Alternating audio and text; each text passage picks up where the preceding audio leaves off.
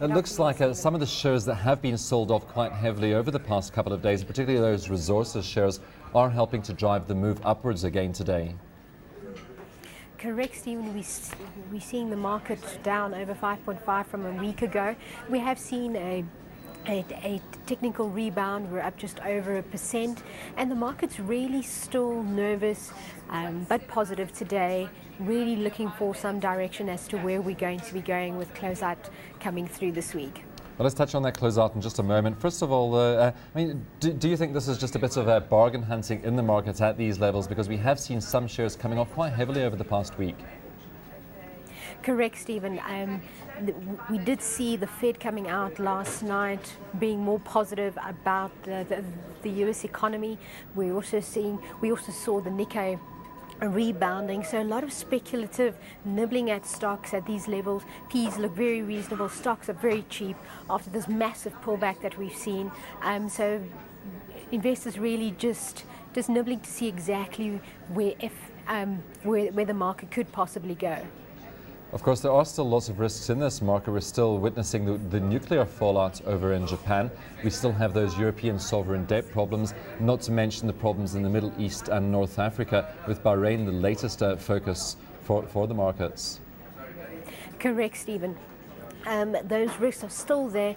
We do believe that it is a technical rebound based on the fact that we've seen this massive pullback that stocks are looking cheap at these levels, and until we get some further movement in terms of global indication as to where we're going, we will see investors fairly cautious and very nervous at these levels, perhaps picking up stock, hoping to take advantage, as we've seen over the last 6 months, that whenever there is a pullback in the market, that we do tend to get a rebound, but very quick to exercise their stop losses, and that's really what's keeping the market quite restrained today.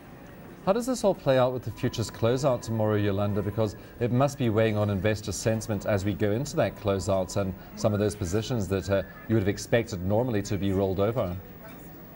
Correct, Stephen. Investors at the moment are, especially yesterday, after we've seen this continued depreciation in market values, we saw investors really just cutting their positions and not really looking to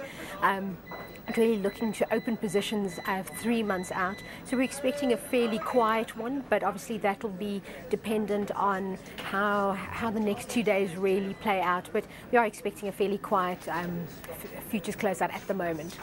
How have volumes on the market been throughout all this, Yolanda? Well, very volatile, Stephen. We saw 14 billion traded on Friday, and then we saw just over 9 billion on Monday. We saw it kind of stepped up a little bit yesterday. 4 billion traded at the moment just before coming on. So volume is still quite muted.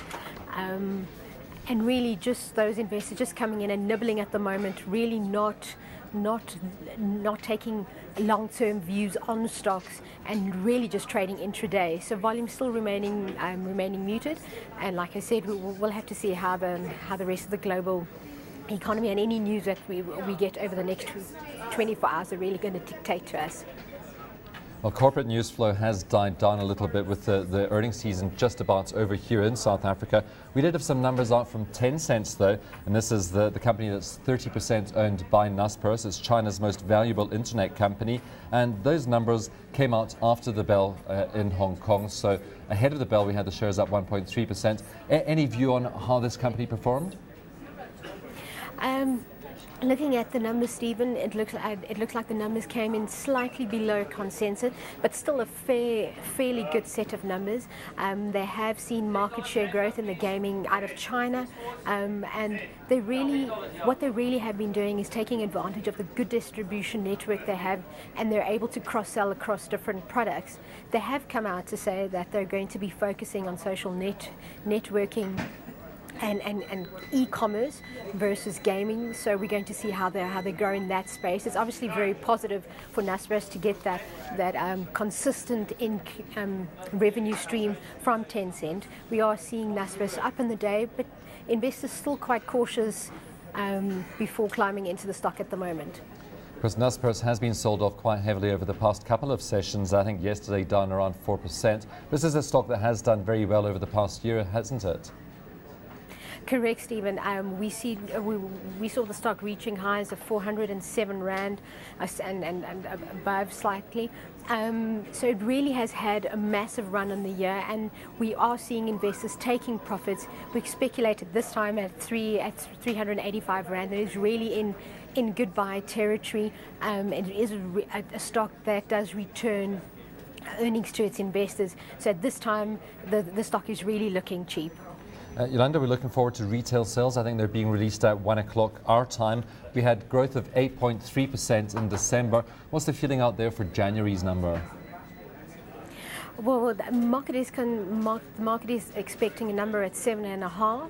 Nedbank's view is we're going to see it come in at 7.2, which is slightly below consensus. January is renowned for being a slower month, with consumers really feeling or suffering from the Christmas hangover. So those numbers are going to remain slightly muted, with consumers still continuing to be under pressure with the high jobless rate, although they have really benefited from increased disposable income with the lower interest rates. But we'll have to see how that plays out a little bit later. How about our retailers, just given the view for the retail sales going forward from here? Because we did see those retailers pulling back from their highs. ShopRite, though, still up 21% on a one-year basis. Are our retailers still looking pricey?